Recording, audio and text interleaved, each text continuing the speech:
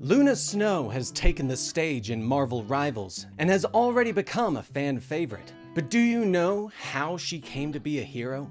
Welcome to the Comicstorian Complete Story Series, where we take trade paperbacks and single issues and we break them down into digestible bites to help you understand. Then we read them dramatically back to you. All alterations to the panels, text, and images are to prevent copyright problems, and all art is owned by its respective companies. If you enjoy these stories, be sure to support the industry and go check them out at your local comic shop. In today's Marvel Rivals Spotlight, we are going to explore Luna Snow's origin story of how she went from singing sensation to a superhero. From the comic Future Fight Firsts, Luna Snow by Alyssa Wong. I hope you enjoy. At the Pan-Asian School for the Unusually Gifted, Jimmy Woo, leader of Atlas and the headmaster, sits in front of a computer screen, looking at the potential candidates for the Agents of Atlas team. He taps a few buttons while softly singing a popular K-pop tune. Suddenly, a massive dragon appears behind him. "What are you singing?" the great dragon rumbles as it leans in. "Ah, Mr. Lau, I didn't know you were there," Wu says, jumping in surprise. Mr. Lau smiles and peers at the computer. "I've been here for a while, just enjoying the show. I didn't realize you were a K-pop fan," Mr. Lau notes. He looks at the picture of Luna Snow on the screen, a potential agent and K-pop star. This says that Luna Snow has a new tour on the horizon. You think she can commit to being an agent of Atlas on top of her busy touring schedule?" Mr. Lau ponders. But Jimmy Woo smiles and taps a few buttons, bringing up footage of Luna Snow's first foray into the world of superheroes. Watch this footage. By the end, I think you'll see why I'm not worried about her commitment, he explains. Years ago, Sol Hee was preparing herself for the upcoming show, standing in front of the mirror and practicing Forlit's dance routine, while her other group mates were getting ready. "Sol Hee, sit down. You're making my feet hurt just watching you," Minji says as the hair and makeup people work on her. Sol Hee nods and turns back to her friends, explaining that she's just nervous and doesn't want to make a mistake. Jinsu smiles as she pulls on her jacket.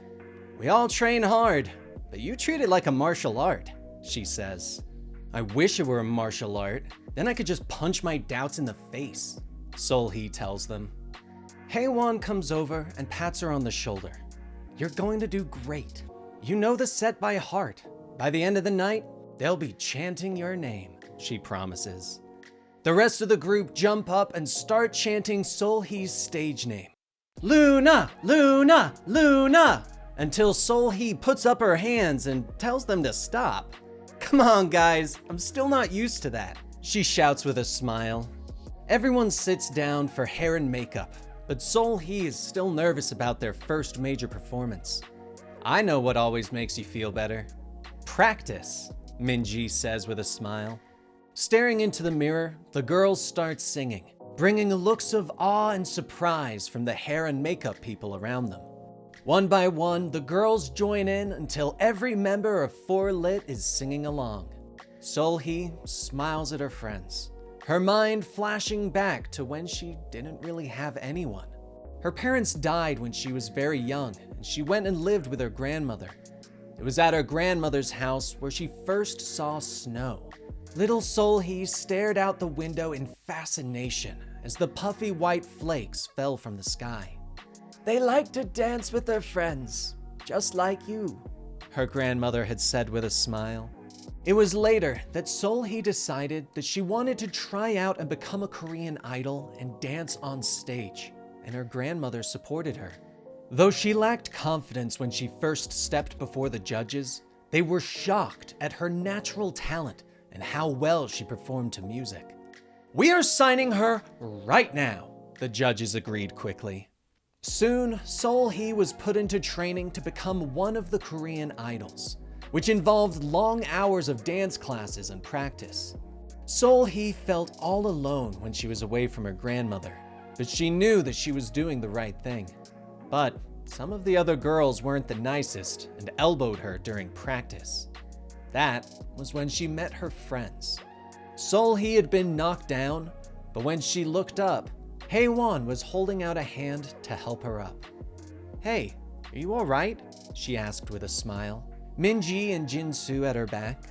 "That girl's a jerk. She's probably just jealous because she dances like a turkey," Min-ji says, making faces at the other girl. Hae-won smiled as she helped Sol-hee up. "Why don't you stick with us?" she offers. And it didn't take long for the girls to form their own group, and 4-Lit was born. Now, they were preparing for their big debut concert, and the world was eagerly waiting. Suddenly, the door to their dressing room barges open, and Dongwon Sung, their manager, comes rushing in.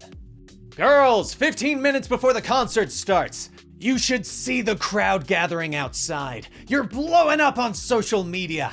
Everyone's eyes are on you tonight!" he shouts with joy. He leads them through the Stark Arena, past the special snow machines that he purchased for the event.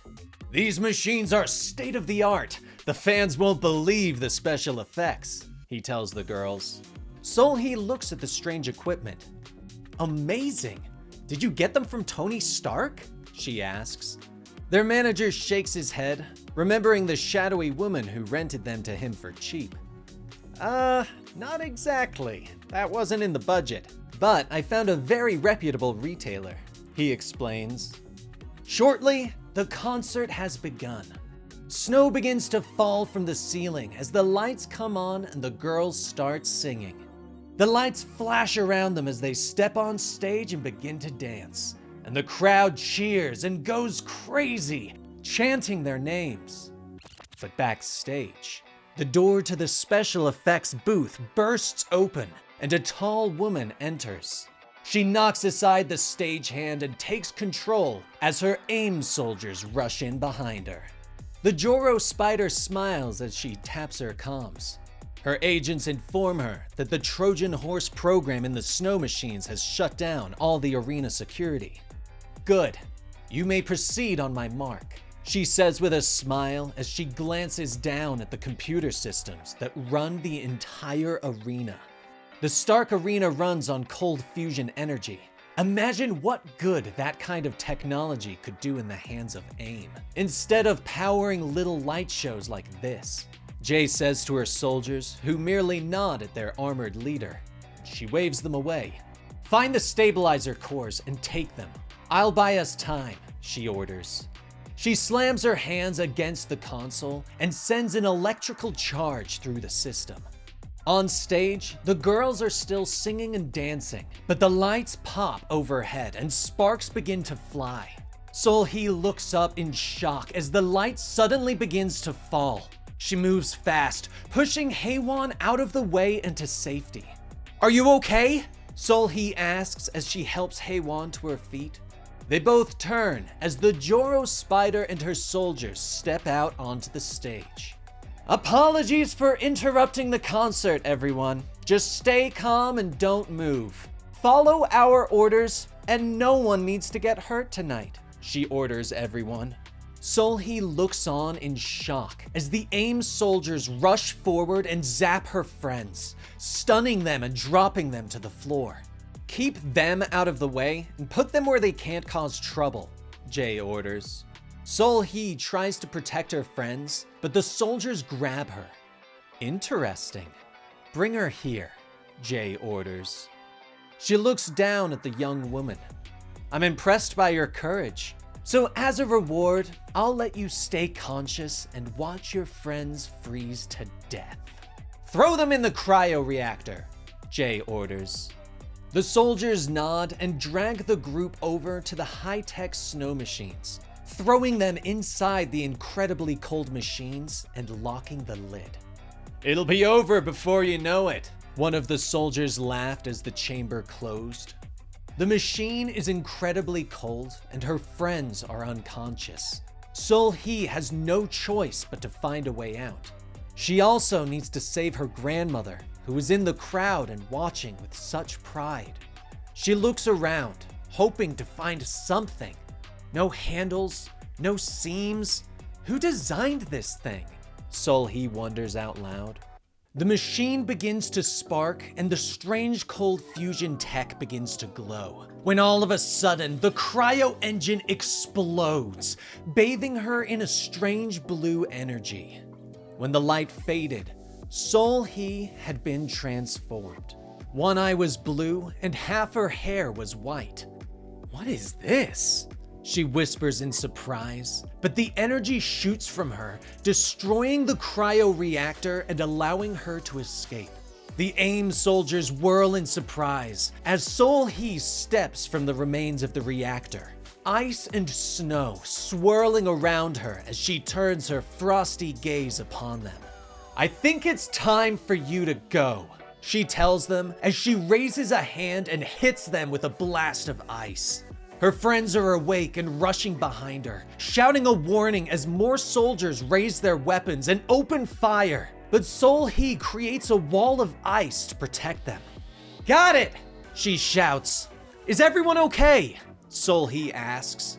They all nod, but Min-ji's eyes widen as she points to Seol-hee's hair. "Oh my god, your hair!" she gasps. For a brief moment, Seol-hee becomes self-conscious and reaches for her hair, but the ice suddenly shatters and the Joro spider steps through. "Well, that's new," the villain notes. She rushes forward, slashing at Seol-hee with her arm blades. "This was supposed to be a simple mission. Get the cores and get out. But for some reason, you seem determined to complicate it. You're an entertainer, not a hero," Jay notes as she whirls and slashes. But Seol-hee moves fast. Her powers react on instinct as she deflects the blows with icy walls and blades. "I'm not trying to be a hero, but that doesn't mean I can't stand up to people like you," she snaps as she hits the Joro spider with a blast of cold. Jay glares at her for a moment, realizing that it's time to leave. "I guess I have no choice," she says, ordering her suit to disconnect and self-destruct.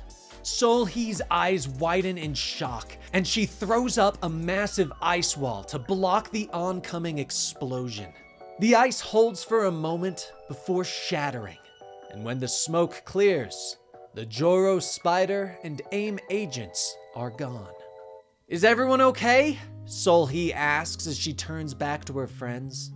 Dong-won is there with her grandmother, and Seol quickly hugs her close, happy that she is safe. But Min-ji is also there. Excuse me, can we talk about your cool new superpowers?